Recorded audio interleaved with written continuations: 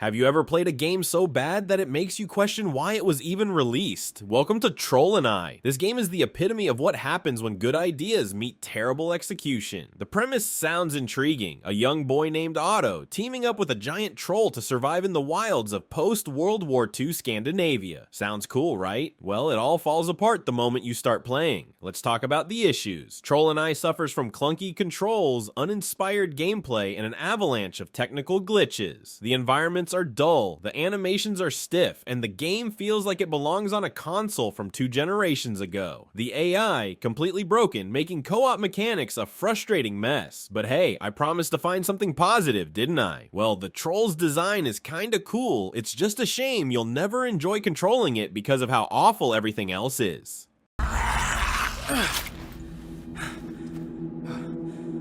If a game's title sounds magical, you'd expect the gameplay to deliver, right? Wrong. Vroom in the Night Sky tricks you with its intriguing name, but delivers an experience that can only be described as a disaster in the sky. You play as a magical girl riding a bike through the night sky, collecting stardust. Sounds whimsical, but trust me, it's anything but.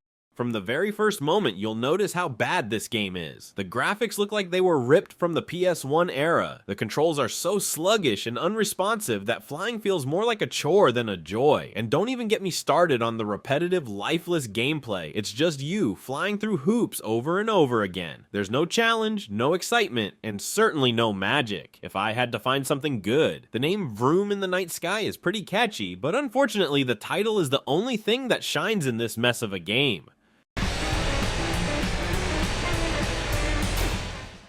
Step into the ring for a wrestling game that's so broken, it might as well be an unintentional comedy. WWE 2K18 on the Nintendo Switch is infamous for all the wrong reasons, from its abysmal performance to its plethora of bugs. First, let's address the elephant in the room, the frame rate. During gameplay, the game often dips to unplayable levels, especially when there are multiple wrestlers in the ring. It's hard to feel like a champ when your character moves slower than molasses. Add in constant graphical glitches and crashes, and you've got a recipe for frustration. Even basic controls feel clunky and unresponsive, making it nearly impossible to execute the moves you want. So is there anything redeeming? Well, the roster is huge, featuring many fan-favorite wrestlers, but good luck enjoying it when the game itself is practically unplayable. Kalisto did it! Imagine a game created by the legendary Yuji Naka, the man behind Sonic the Hedgehog. You'd expect greatness, right? Unfortunately, Balan Wonderworld is a prime example of how even great creators can have missteps. What could have been a whimsical platformer ended up as one of the most disappointing releases on the Nintendo Switch. The game is plagued with issues from the start. The controls are awkward, the gameplay is repetitive, and the overall design feels outdated. Every button on the controller essentially does the same thing, jump, leaving no room for engaging mechanics. The visuals, while colorful, lack polish and look more like a mobile game than a console release. To make matters worse, the story is convoluted and fails to connect with players on any meaningful level. If there's one good thing to say, it's that some of the costume designs are creative and charming. Unfortunately, even that can't save Balan Wonderworld from being a baffling disappointment.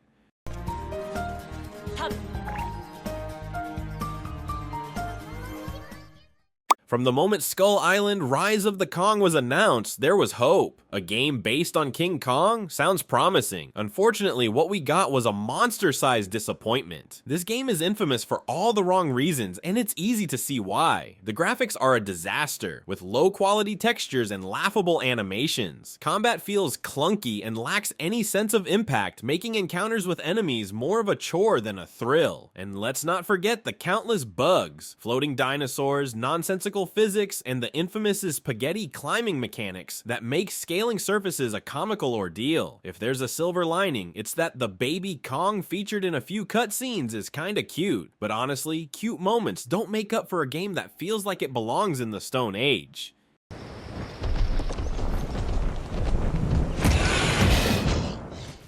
Grand Theft Auto needs no introduction. As one of gaming's most iconic franchises, expectations were sky high for the Trilogy. Definitive Edition. Sadly, the Nintendo Switch version feels more like a betrayal than a celebration. This remaster manages to tarnish the legacy of 3 classic games with blurry textures, bizarre lighting issues, and constant frame drops. Iconic moments lose their charm when characters and environments look like they've been through a blender.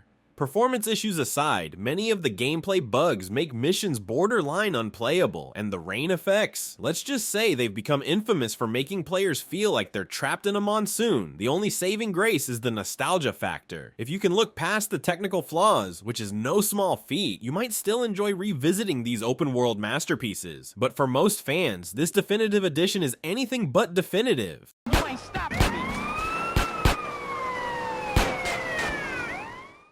When you think of Mortal Kombat, you imagine smooth combat, stunning visuals, and a polished experience, right? Well, not with the Nintendo Switch version of Mortal Kombat 1. This port is an absolute disaster that tarnishes the name of the franchise. Let's start with the visuals. The downgraded graphics are so bad, they look like clay models from a decade ago, completely stripping away the immersive atmosphere. Performance issues are rampant, with long load times and frequent stutters disrupting the flow of battles. The controls, while functional, feel less responsive compared to other versions, making it hard to enjoy the brutal combos the series is known for. If there's any silver lining, it's that the core mechanics of Mortal Kombat remain intact. Fatalities still deliver that visceral thrill, but enduring this version's technical shortcomings just isn't worth it.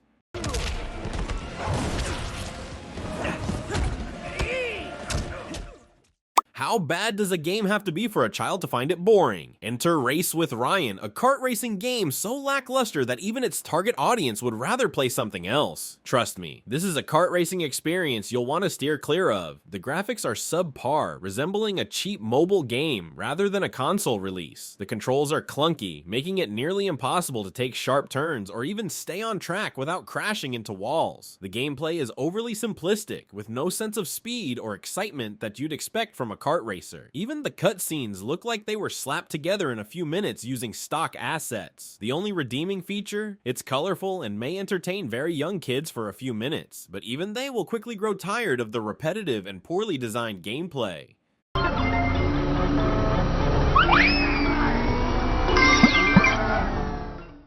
Imagine a Zelda clone stripped of all its charm, polish, and creativity. That's Decay of Logos in a nutshell. What could have been an intriguing fantasy adventure turned out to be a broken and lifeless attempt at mimicking greatness.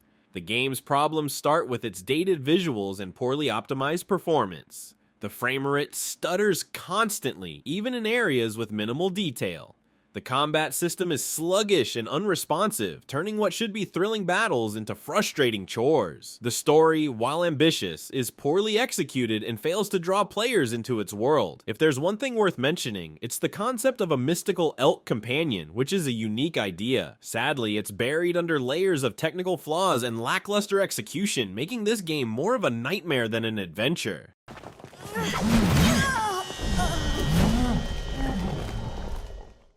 Have you ever had high hopes for a game, only to see them crumble into a pile of glitches and bad design? That's exactly what Hello Neighbor delivers on the Nintendo Switch. What could have been an exciting stealth horror game instead became a frustrating mess. The premise is solid. You sneak into your neighbor's house to uncover dark secrets, but the execution is where everything goes wrong. The AI, which is supposed to adapt to your actions, is laughably inconsistent, sometimes getting stuck in corners or ignoring you entirely. The controls are clunky, making sneaking around more annoying than thrilling. Add in technical problems like frame drops and crashes, and you're left with a game that feels unfinished. If I had to say something positive, the art style is quirky and distinctive, which initially draws players in. Unfortunately, it doesn't take long for the technical flaws and poor design to overshadow any charm the visuals might have had.